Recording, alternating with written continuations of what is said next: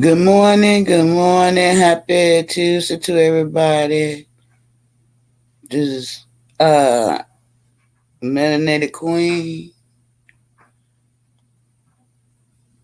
aka Desandra. As you see, it said breaking news. Diddy had been arrested on Sunday. Diddy had got arrested.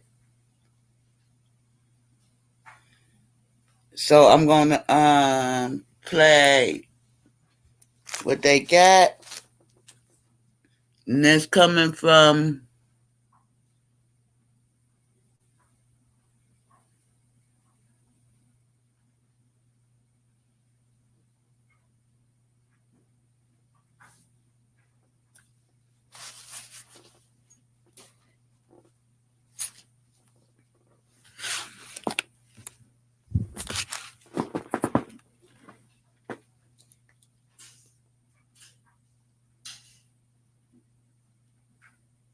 What's going on, my baby? Can you hear me okay? I can. You're very loud and clear.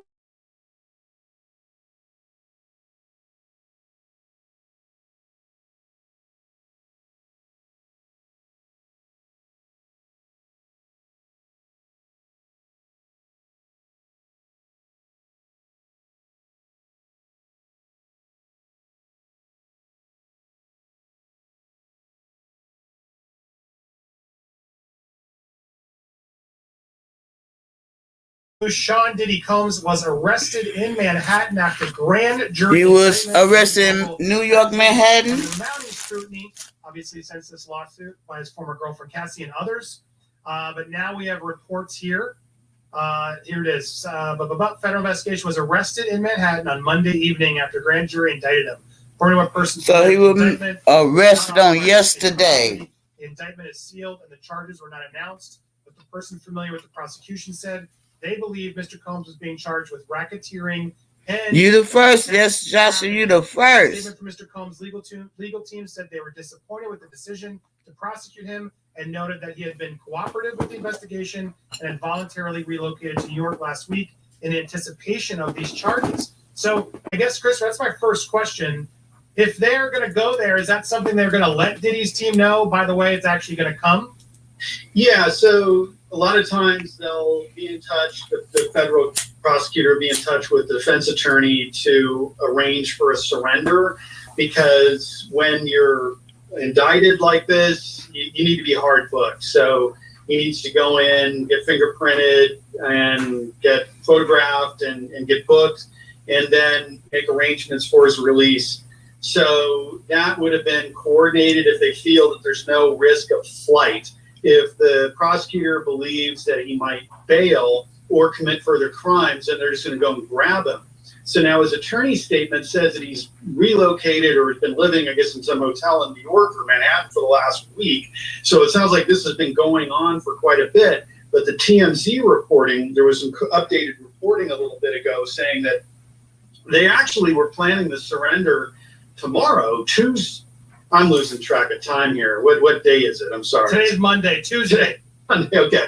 So they were planning on doing it Tuesday, but they moved it up to today, and it sounded like in quite a bit of a hurry, and that they also searched his hotel room. So if that reporting is correct by TMZ, that leads me to believe that the federal prosecutor, law enforcement was monitoring Diddy, felt that there was some risk that he would either flee, commit further crimes, destroy evidence, or intimidate witnesses, something like what they said. We can't let him loose. Swooped in, picked him up, hard booked him, and then also searched his hotel room for stuff. So this is a very bad start to a really awful case for him. Yeah, that's epic. I mean, that's big. That's abnormal, I would imagine. If they have scheduled and they're all assuming all parties are being fair and doing it the way they're supposed to, yeah, you don't swoop in the night earlier, I imagine, right? Yeah, that's really unusual, because the fact that they would have given him the heads up potentially a week ago, said, hey, come out to New York, this is happening, you're going to make arrangements, it's going to go to, I mean, they're making an appointment with this guy. And so obviously when they were doing that, they felt that he was not a risk of fleeing or committing crimes, destroying evidence, or threatening witnesses. So something radically changed today that would have, turned this whole thing upside down. So how that affects his ability to be released and how quickly he'll be released is yet to be seen. So he's arrested. This officially now this means, just so we're clear on what the terms are, he's arrested and now taken into federal custody. Does that traditionally mean he's going to be behind bars or like in the station? What does this typically mean when this type of thing happens? So most of the time, especially when it's prearranged, he has already worked out the conditions for release. So that can be as simple as just saying, hey, I promise to appear at all court appearances. I promise not to commit crimes. I will stay in New York or the U.S., whatever the terms are. Surrender his passport, maybe post a bond, maybe subject himself to electronic monitoring. So it's kind of be one of those or all of those things that they would have negotiated in advance. But he does have to be booked. So he's got to be booked and, taken before a magistrate and all that stuff. So that just goes with the territory. And it sounds like it was on track for him Tuesday to go in there quietly and walk out. And we've been reading the story tomorrow instead of this evening. So if he did something serious or he's accused of doing something serious, today, let's say, then they might say, hey, we're no longer agreeable to those conditions of release, and they might have to fight before the judge as to his being released from custody. So it's such a fascinating. So his team, and clearly they've known for a while, more than any of us knew what was coming. I guess you are prepared for that. The grand jury, so they use the grand jury to ensure that the case is up to snuff, right? Just for people to understand, the way this is all done is they've gotten jurors to sit there. They get to plead this case pretty much in private, right? Or does Diddy's team get to witness this as well? Is this a way or it's just a soft trial, really, to ensure the evidence they have will be held up based on jurors' reactions? Sure. So it's a little confusing with the terms, but in the federal system, in a serious crime like this, they typically going to start this with impaneling a grand jury. So it's not the regular type of jury that you see on TV that, 12 people or whatever sitting in a box that are pulled from public. This is sometimes a standing grand jury or a special grand jury that's impaneled for the purpose of determining whether there's probable cause to issue an indictment here. And so these folks would have been presented a case by the prosecutor. Diddy really is not having much right to have any participation in this process. And so that's just done supposedly to make sure that there's evidence that a crime has actually been committed and that he has done so sufficient to issue criminal charges and for him to be arrested or booked for it. So again, I'm oversimplifying it, but that's basically the concept. Now, certainly that's the initial charge. They'll be taken before a judge. The prosecutor can amend the charges, so they can do a superseding indictment. So the initial charges not necessarily mean the last charges, so those might change over time. Certainly now Diddy's would come in and start asserting his defenses, and but I'm sure the prosecutor was very careful. They certainly took their time. The last time we reported on this, we were wondering what's taking so long and what are they doing behind the scenes? And they did these raids months ago. We kind of surmised that they were putting the squeeze on witnesses and other maybe potential targets to see if they would turn evidence against Diddy. And they were going to take their time. And once they had the goods, they were going to hit him. So it sounds like that's happened. This is going to be the beginning of a potentially long saga. Those RICO and other just the beginning that he been arrested. It's just the beginning. It's not something like, Timberlake or somebody can just say, hey, let me just take some deal and walk out with no time. Though that's going to be very difficult for Diddy to make a deal on that without some substantial prison time being requested of him.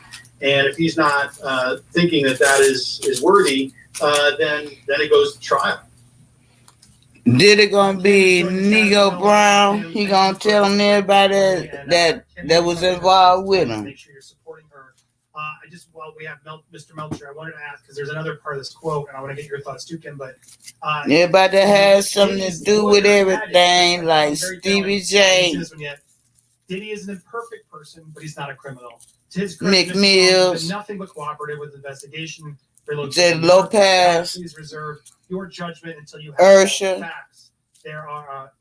These are the acts of an innocent man with nothing to hide, and he looks forward to clearing his name in court.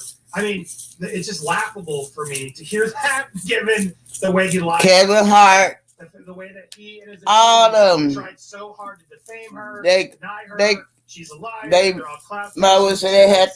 got to testify because they was there at the all-white party. Is it common for a case this big? Judge Mathis at the all-white party. The TJ Jakes, he was at the all-white party. So a lot of them going to testify. Percentage in your brain, given like the experience of these types of big cases, that you think there might be something we don't know? Well, it's going to be difficult. So we saw the video with Cassie. So he clearly, Cassie, abused her. Yeah, there's no doubt about it. She going to testify. He's imperfect at this point. So, but that's not a federal crime that he committed against her. That is a state crime that could have been prosecuted in the county of Los Angeles had that been reported at the time. So that's not what the criminal case is about. That could have been one of the predicate acts for the racketeering charge. So we really don't know exactly what they're going to charge him with. He does have a presumption of innocence in the United States, so that's important to note. That charges did arrest and taken it to federal custody in New York. I mean, look at Alec Baldwin. We were all watching that case completely implode. Now I know a lot of folks, question whether he should have been prosecuted to begin with, but that case unfolded before our very eyes. And so I would caution just saying, hey, it's a lot different to accuse somebody of something than to prove in a court of law that they did the crime. There's going to be a lot to report. But Kim, I want to get your thoughts. You've been covering this in great detail. Thanks for joining us and everything else. What are your thoughts as you see this finally taking shape? Well, thank you so much for having me. I think the one thing that is sticking into my mind right now after reading that statement from his attorney, not a criminal. I'm pretty sure most of us saw that tape of Cassie. And I would define the behavior that we saw in that video as criminal. We may be past the statute of limitations at this point for that specific incident, but I do not believe that that was the first time nor the last time he treated anyone like that or did worse. And I am very excited to see him in custody. I have followed this case painfully closely and daily for months now. And the one thing that I kept seeing was this one quote that basically said they were trying to get a bulletproof case. The fact that we are here makes me believe that they have everything they need. And I think in the coming days, we're going to find out a lot. It's probably going to be very shocking. And tonight's a good night. Tonight's a good night. It's true. It's like, Christopher, to say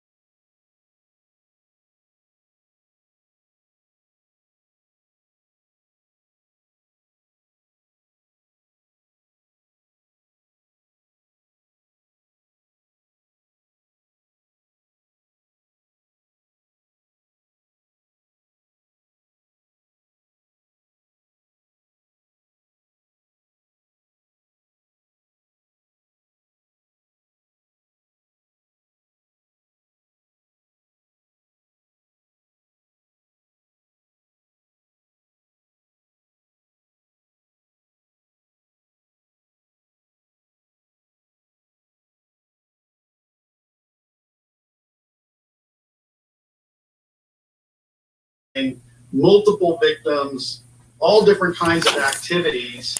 And yes, I agree. These prosecutors are not going to act rashly. We saw that the raids happened on his houses months ago. That's the last time we reported on it. We're like, hey, this has gone on a long time. So obviously they've been patient. They've been putting the squeeze on people, threatening them with prosecution to come forward. So they probably have affidavits, statements under oath from witnesses, maybe other participants saying, yes, Diddy did all these things. But again, we have seen people sign statements and make confessions to things and have that completely unfold in court. So again, it looks horrible for him. If I was betting on this, I would say, odds are against Diddy, but also just cautioning that there have been quite a few people who have been prosecuted and then either completely vindicated, or the case even being dismissed. So it's very early to make any predictions yet. Yeah, I mean, Alec Baldwin's a great case. We all watched that. We all agreed he was responsible as well as others. And boom, it's all out. Kim, any other questions for Christopher? I've heard a lot about when it comes to RICO cases, the rate of conviction is very high. I'm interested to hear, would that statistic be true? Because I've heard in the upper 90s percentage that if you are charged, that's usually the way that it goes. Can you think of any cases that are RICO related that were high profile that the person did evade charge or prison time, or I don't know how to word it. I hope that makes sense. No, I get it, and I think that's probably true for a couple of reasons. One is the weight of the government on most people would be crushing. This isn't like I say Timberlake kind of thing, small case where anyone could probably afford a lawyer or mount a defense for. This is the full weight of the federal government on this guy's back. So even for Diddy, this is going to be extremely difficult. So most people will take a plea bargain because they're facing, gigantic sentences and huge attorney's fees. And so a lot of those will plead out. If they don't plead out and it goes to a jury trial, it's very difficult to defend against when you have, let's say, 40 offenses. Say they're saying, hey, okay, Diddy, you're in this criminal enterprise. One of the events that we're charging you with as a predicate offense is what happened to Cassie. Let's play the tape. And so that could be a kidnapping. Legal definition is that movement against will.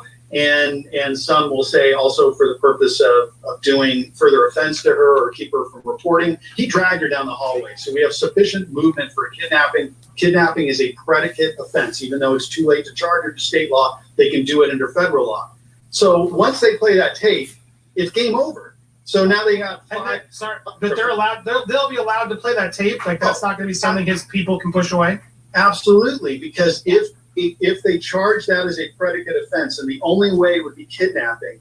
And again, people can look at all this stuff and see what the so-called predicate offenses in a RICO case are. Battery, assault are not one of them. So kidnapping would be the one that I saw that would be on that tape. So they play that. All of a sudden, everyone on that jury is saying this is a bad guy and I want to convict him. And now the prosecutor strings together maybe 10 weaker predicate offenses and he gets cooked. So that's what I'm saying. If I had to bet on this, I would say, hey, he is in looking some really, really bad shape on this. But like I say, as an attorney, I've seen what appear to be strong cases become very weak over time. We got to remember that this is early stage. The government holds all the cards. They are the ones out there doing the interview, putting pressure on people. They're the ones bringing criminal charges. Diddy is the one, he can do an investigation, but he doesn't have any of those powers at this moment. Once, he's in this system now, he has a subpoena power, so now he can start getting records. There's going to be hearings, and he may be able to turn it around. I don't know. I mean, like I say, it's hard to evaluate without seeing the evidence, which we've seen no evidence because we don't even know technically what the charges are yet. And will we get evidence? Will they hold on to that evidence, or when will they start sort of letting that evidence come and not until a trial, and how long until a trial happens? Sorry, Kim, we'll get to you next. But Sure. So we have this indictment, which is the charging document. Now, technically, that doesn't have to go into a whole lot of detail, but a lot of times in a higher profile case like this, they'll do what's called a speaking indictment, and that's really like almost like a press release. So they're going to put in a lot of dates, times, names, and places in there. And because everyone's asking these questions, and the government doesn't want to be attacked or think that they're overreaching or unfairly targeting this guy. So, and that document's already made. We'll probably get that tomorrow or the next day, you think? yeah, so right now it's sealed, but because he's been arrested and he'll be arraigned and all that stuff or whatever, brought before magistrate. So eventually that will be released, and then we will get to see that. So that's going to then tell the story, and that'll obviously make it a lot more easy to evaluate. So that is the next step, is to get the indictment, and once we see that, we'll know a lot. I have another question, but Kim, ask what you were going to say. Okay, so I think the one question I have in my mind, and I hope I can word this correctly. Back in 1999, Diddy was involved in a shooting at Club New York alongside Jennifer Lopez. They both were taken into custody. Jennifer was, cleared, but Diddy did stand trial and was cleared of those charges. Shine ended up being prosecuted, was sent to prison for quite a while. And there have been a lot of questions with these civil lawsuits, particularly with Little Rods, where he has admitted or has written in the lawsuit that Diddy has bragged about bribing people and getting off on this case. And then we also did have law enforcement saying that everything past and present when it comes to Diddy is on the table. What would be the chances of an incident like the Club New York shooting being included in these type of charges if they were to find something through the investigation? Sure. So that could be, and one of the reasons is like the statute of limitations. Again, for folks who are not familiar with that term, there's a time limit generally for the prosecutor to bring criminal charges. So, most criminal charges have a time limit. Some, really horrible crimes don't. So there's a time to bring charges. Now, obviously, that incident happened a long time ago, just like the Cassie incident happened a long time ago. But in a racketeering case, they can string together state offenses, meaning offenses that are not necessarily under federal law, but under state law, that are too old to be prosecuted, were never prosecuted, to put together proof of a criminal enterprise. So there's a list of predicate offenses for a RICO charge. And so we might find one or more of that in that incident. And if they can identify a predicate offense, then they can talk about it, and they can say that is one of the offenses, along maybe with the Cassie kidnapping thing, to then string together this racketeering charge. We'll see. Okay. But they have to have more than that, you would think, right? There's more in this charging document, the one whatever pager we're going to get. I imagine, right? There are witnesses and stories that have yet to go public that they're holding on to. Do you think? Oh, absolutely. Because again, especially the trafficking one, they're not going to just say like, oh, somebody reported something and we're going to just, charge this guy. They're going to want witnesses. They're going to want corroborating evidence. So a lot of times they're not going to just rely on a he said, she said. So somebody's saying, hey, Diddy did this to me, trust me. They're going to want corroboration. So let me see text messages, emails, photographs, hospital bills, reports, something to back up every element of their story, because they know Diddy's going to hire the best lawyers in the world to represent him on this. Those lawyers are going to examine every single statement that everyone has said against him. And they're going to try and poke holes in those, any inconsistencies that they can find. Just saying, hey, jury, they lied in this one respect or were inaccurate in this one respect, so don't believe them in any respect. So that's what's going to happen. So the prosecutor anticipates that and is extraordinarily careful. And so if, they only need 3 or 5 charges, or they think they only need 3 or 5 charges, they're probably going to want 10 different offenses, because they figure, hey, if a couple of them we don't prove up, we still got plenty in the bank. How much is a trial like this going to cost for him? Yeah, I was going to ask that. This is going to be I imagine, more expensive than most trials. And then to get the best of the best, they probably need multiple people doing multiple things. And I'm just talking this case. Is he had multiple? Does he have to hire multiple law firms with everything that's going on? What is explain that for people who don't really understand, because that's part of this too, I imagine, right? Drowning them in cost and lawsuits to try to help their case, right or wrong. It's someone this powerful. It says here his net worth around $600 million. Like, is there a point where it's like he's not going to be able to afford it? Yeah, I mean, he'll be able to afford it, but I mean, the defense costs, I got to think, are easily $50 million. We don't know, how many different states the alleged activity occurred in. So, each state's going to have records and witnesses that need to be interviewed. It might even be international. This is going over many, many years of time. So there would be a face to the case, but that lawyer is going to be supported by multiple lawyers, probably multiple law firms. They can use some of these civil cases potentially to grab discovery. So there are rights of a criminal defendant to get information, but when you have a civil case, it's kind of unbelievable that sometimes you have more rights to get information and compel statements in a civil case than you do a criminal case. So you may see him leveraging these cases that are filed against him to force those accusers or other witnesses to give testimony so he could use that for his criminal case. So it is a far-reaching, extraordinarily expensive effort. And his income is going to go down too. So his ability to earn is going to be decreased while he's hemorrhaging this legal fees. Kim, you had a question? Yeah, I wanted to comment. One of the things that has been reported as of late is that his net worth is plummeting at this point. And that is part of why some people are wondering why he's selling one of his homes and things of that nature.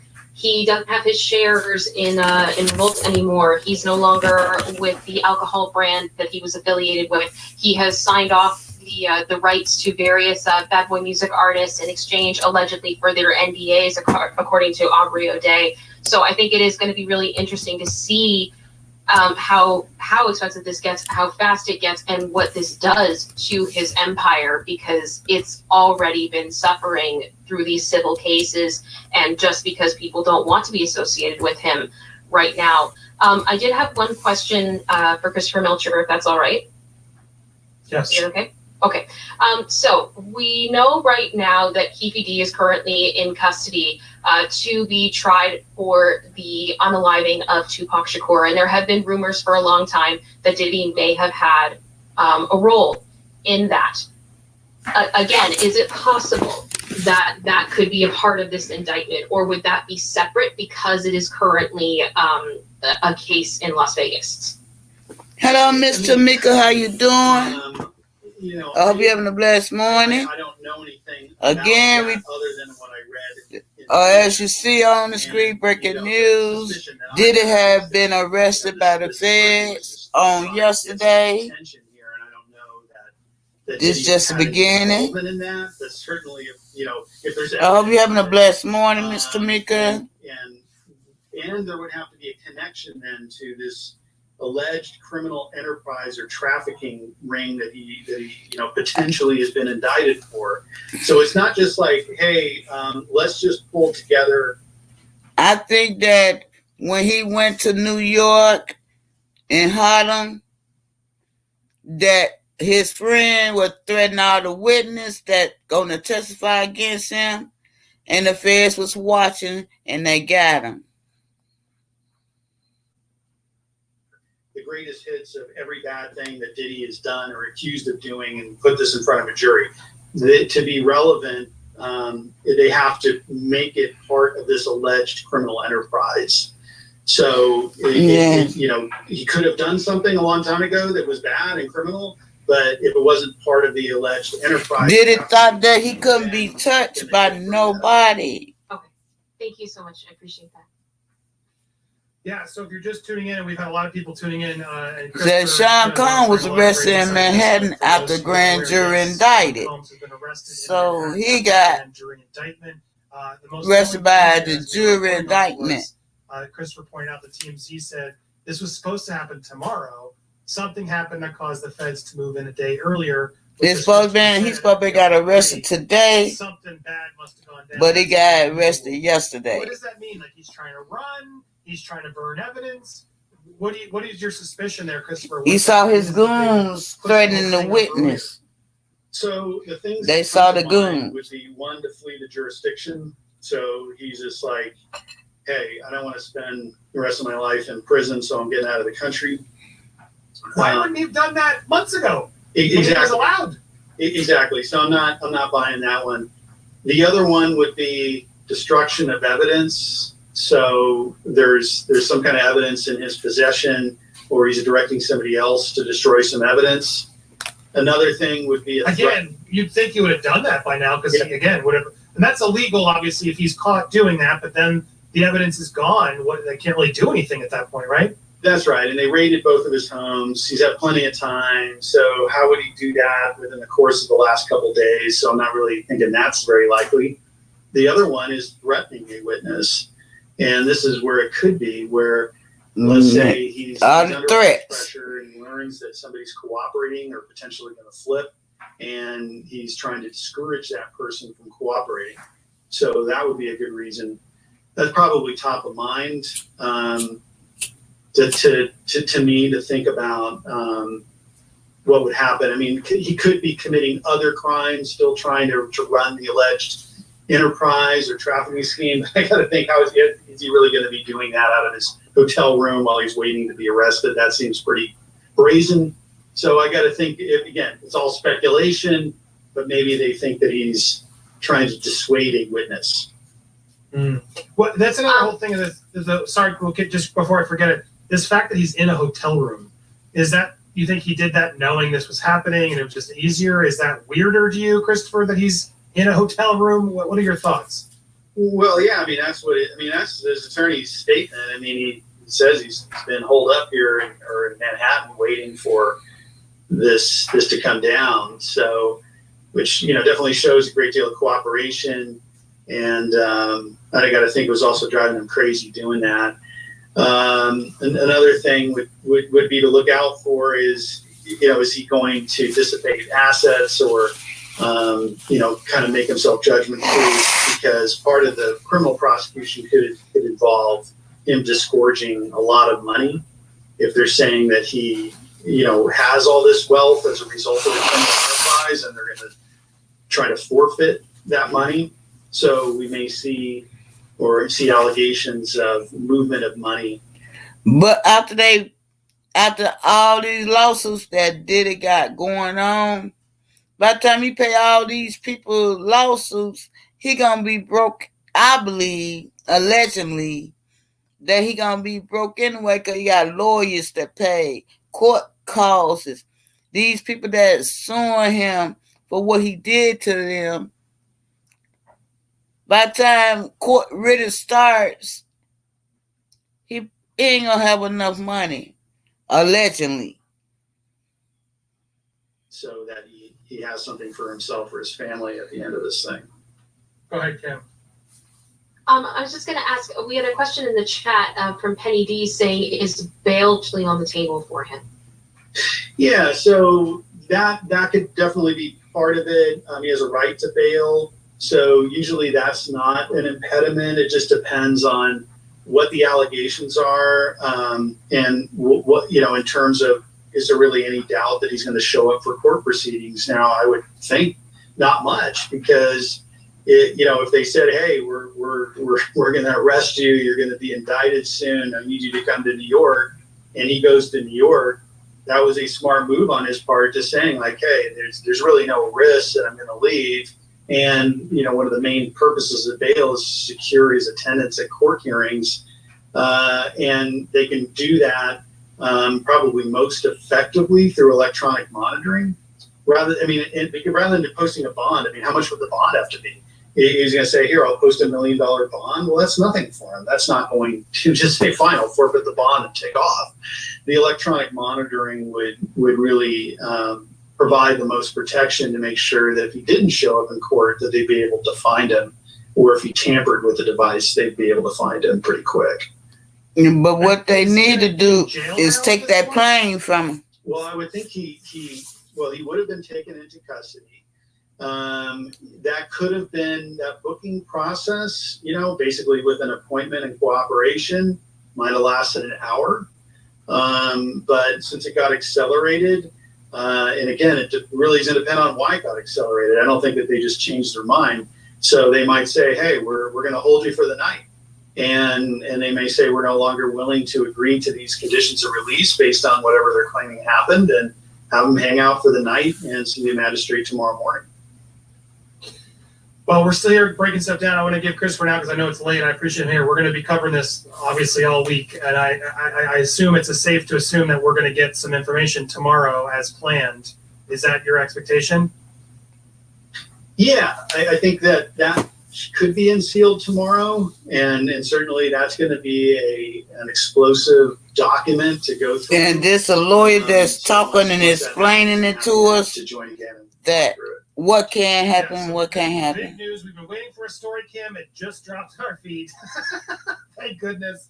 I was so sick of talking about J-Lo, but she might be part of this too, guys. We'll see how it all plays J-Lo, out. she might be a part of this investigation. She might have to testify. That the divorce to Ben is because Suge Knight said it's because he found out about some evidence of J-Lo on those tapes. Do you think it could get that intense, or is that just even too silly for you? Yeah, I don't think that's anything to do with anything. It's just my guess. Hey, I don't know anything, but I think that I don't know. I don't know, but it doesn't. He's not saying no. But I don't know about these kind of things. He doesn't know. Well, I appreciate you, sir. I'm going to hang with you for a second, Kim. Christopher, I'll let you go. I know it's late. Thank you for calling in. We're going to have him back as soon as we get the charges. But, man, very insightful insight from you, sir. Thank you so much, as always. Thank you so much. Make sure you're following CA_divorce. Make sure I have it open here. There it is, CA_divorce on Twitter. Support him. He'll be following this, I'm sure. And we will have him back as soon as we are able. And make sure you support It's Kim. Thank you, Kim, for making me go online. We needed a hit. And we had about almost 8,000 people. Kim is going to be covering this as well. Kim was about to go live and was gracious enough to come on here instead. So thank you. Make sure to support her as she covers this. Yeah, and that's what's going on with Diddy, but I wanted to see a news clip. A lot of people got something to say about it. I want to take you to I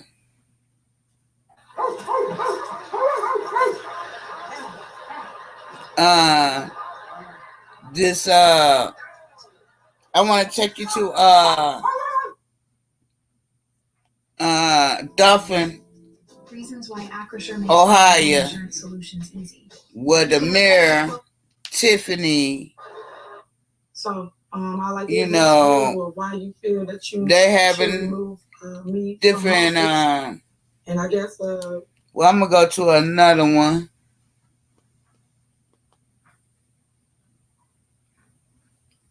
I'm gonna go to Law and Crime. With Diddy. Breaking news.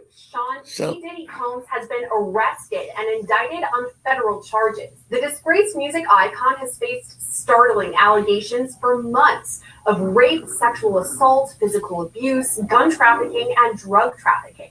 On Monday, this what Diddy did. Indicted by a grand jury in New York. He was taken into custody in Manhattan, where he's been for the last week in anticipation of these charges. Now, the charges haven't been made public just yet. Shout out to Law and Order. Sealed. But according to Law Crime. a person familiar with the prosecution says they believe Diddy faces charges of racketeering and sex trafficking. Diddy's legal team said they were disappointed. That's what he's been doing all these years. But mentioned their client has been cooperative with law enforcement. A statement from his legal team reads, quote, Sean Diddy Combs is a music icon, self-made entrepreneur, loving family man, and proven philanthropist who has spent the last 30 years No, they all say when they're in trouble. supporting his children and working to uplift the Black community. He is an imperfect person, but is not criminal.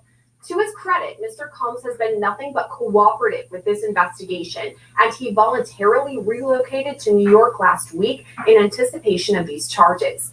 Please reserve your judgment until you have all the facts. These are the acts of an innocent man with nothing to hide. Long way for being innocent. All of this comes about 6 months after 2 of Diddy's homes were raided by federal investigators back in March.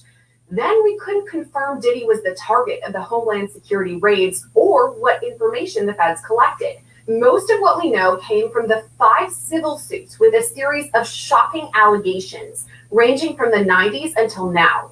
Multiple people alleged Diddy raped them, drugged them, and recorded all of that. We can't confirm it just yet. Recorded everything. Civil lawsuits that led up to the federal investigation and later got a son involved in some stuff. That is constantly Christian. So stay with Law and Crime for all the latest updates.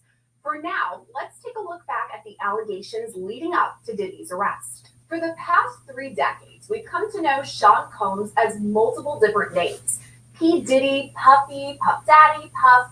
The 54-year-old is a rapper, entrepreneur, and label exec. Things changed for him on March 25th when Homeland Security raided 2 of his homes, one in California and the other in Florida. There's no word yet whether Diddy himself was the target of those raids, and he has not been charged criminally. That being said, some allegations of his criminal past became a major topic of conversation when news of the raids broke. That's what was so stunning when Cassie Ventura filed her lawsuit earlier this year. It kind of broke the dam, and it was just the floodgates opened, and all these other allegations started to come to the surface. That is Melvin Pearson, a former prosecutor who followed the Diddy case meticulously since it broke. Her interest actually dates back farther than just last month, when Diddy's Bad Boy for Life mantra was just a song. And we know about the allegations now that have happened in the past couple months via these civil suits. But if we go back, I know that you kind of followed Diddy for a while and you're pretty knowledgeable about that era. From the 90s until now, prior to these civil lawsuits being filed, was there talk of wrongdoing on Diddy's behalf? There really wasn't. You know, to compare him to R. Shout out to Law and Crime. There were rumors swirling around R. Kelly from the beginning, and that started off with his marriage to a very underage Aaliyah, and that's when folks were like, okay, something doesn't seem right here. But like, kind of put it to the side, just kind of put a pin in it for a few decades until all the bombshell allegations and ended up being proved in a court of law came forth. I feel like with Diddy, we didn't hear that much. We knew that he partied hard. We knew that he was always going to high profile events and all of that. But I personally have never heard any rumors surrounding any wrongdoing or anything having to do with him. This is an artist who really came to prominence in the 90s. Usher was 15, 14 when he got round Diddy. Tragically lost his life back in the late 1990s, early 2000s. And so he was somebody who like Justin Bieber around him, and so many different artists like Maze, and all these different folks that sprung out from this allegedly. So he had a huge impact on what R&B and hip hop looked like in the 90s and the 2000s, and continued to be influential today in terms of other artists that have, gained prominence and gained fame. He was young. As well as him as a Usher was young. Having this really huge presence in the industry. So absolutely, this is a bombshell, and this is something where the impact is going to be reverberating around the globe for a variety of reasons. But during this era, Diddy did have some trouble with the law. Back in 1999, he was arrested and charged in a shooting at a New York. I'll work with anyone to protect Ohio. But Sheriff Brown supported allowing men and girls' locker rooms and forcing women's domestic violence shelters to accept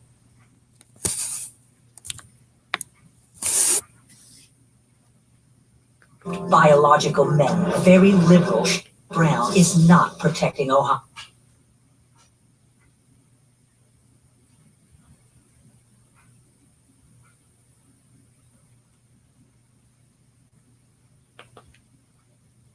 Also arrested. J-Lo's charges were dropped, but it was Shine who faced the most serious charges.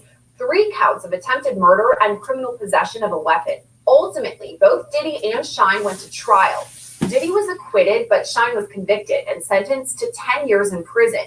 He was released in 2009 and deported back to his home country of Belize. If we're looking at it in the 1999 lens, or the early 2000s when they went to trial, what was everyone making of it then? So I think people were not like horrified per se. I think they looked at it as, well, this is part and parcel of the hip hop industry.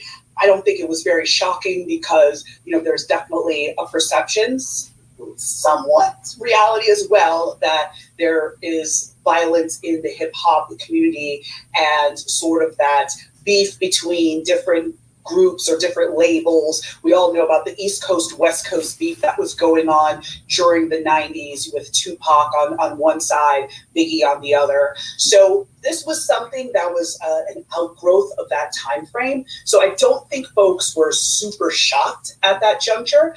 I think what was more shocking was sort of Jennifer Lopez's involvement in all of this, because I don't think, even though she was like, yeah, I'm Jenny from the block, I don't think anybody really saw her as really going to be that, quote unquote, that chick who is, you know, coming with the firearm and is going to, you know, down and ride or die. She calls her one lady up really in the club. I think that was the most shocking her eye. Of the case back in 1999. She allegedly brought the gun in the club and gave it to Diddy, and Diddy started shooting and hit a woman in the eye. She said, allegedly, she said she still got the bullet in her, and she willing to have an operation so they can get the bullet out of her. Would it take her life or not? To start, there's that gun allegation that on at least 2 occasions, Diddy demanded Cassie hold his gun in her purse. The lawsuit goes on to state, quote, there was no clear reason why Mr. Combs required her to hold his gun, except to reinforce to his young girlfriend that he was violent, powerful, and dangerous. Not only did Jennifer Lopez allegedly bring the gun to the club, now we're also looking at, years later, Cassie coming forward and saying that Diddy forced her to carry a gun with her when they went out to different events. So again, I think that this is more along the lines of beautiful young lady violence lens, from the standpoint of the abuser being allegedly made her shade her hair, certain activities to prove loyalty, to basically put yourself in a bad situation where only he can be the one to save you, basically. So in seeing that, the parallels between J-Lo's experience and Cassie's experience, number one, it brings more credibility to what Cassie said in her pleadings. But also, again, it causes us to look at Jennifer Lopez and be like, some of the comments she made about the end of her relationship to Diddy, in terms of, well, there was infidelity, and, she kind of skirted the issue a bit. But when you start to look back at her comments, you start to think, ooh, were you in a domestic violence relationship with Diddy, much like how Cassie ended up in a domestic violence relationship? I think she was in a domestic violence, like Cassie. So the reason why she came forward at this juncture is because New York and California both passed laws around, which was called the Adult Survivor Act. So that basically extends the statute of limitations. It's interesting that several more people have come forward. There's 4 additional lawsuits to Cassie's, and several of them mention Cassie by name and say, hey, because she came forward and told us about these allegations, we felt comfortable doing the same thing. So did it really backfire for Diddy then? I think it did, because if this had been settled without any kind of public involvement, any kind of media coverage, these other people may never have come forward. So by, kind of... Shout out to Cassie about coming forward. Shout out to the young man. I forgot his name. But shout out for him coming forward. Is going to come out, and everyone will know who this person is. And now, of course, that kicked everything into high gear in terms of law enforcement involvement in investigations. So as much as this whole thing is sad and sordid, I'm glad that it's coming out so that more survivors can get the closure that they need and that he can be brought to justice for the crimes he's perpetrated on others. Among those other lawsuits, another filed under the New York Survivors Act by Joy Dickerson Neal. Her allegations date back to 1991 when she was a student at Syracuse University. Joy says Diddy intentionally drugged her, resulting in her being in a physical state where she could not independently stand or walk. Joy also alleges she's a victim of revenge porn because Diddy allegedly recorded the rape and passed around that videotape. According to her suit, Joy demands a jury trial, as does Liza Garfield. Revenge porn will get you 10 New York in the 90s. 10 years. Her civil suit. Liza and her friend met Diddy at a party and later went with him to an after party where she, quote, was offered more drinks and coerced into having So you got more than one person with revenge porn.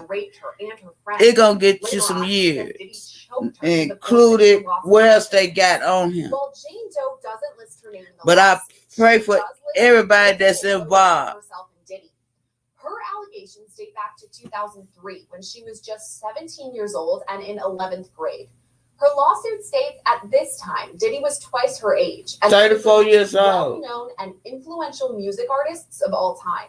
Jane Doe alleges Diddy flew her from Michigan to New York on a private plane and raped her in a recording studio. All of this leads us back to Lil Rod's 74-page lawsuit that was filed back in February, detailing a laundry list of why He the first one that came out with accusation on Diddy. A trajectory we've seen before.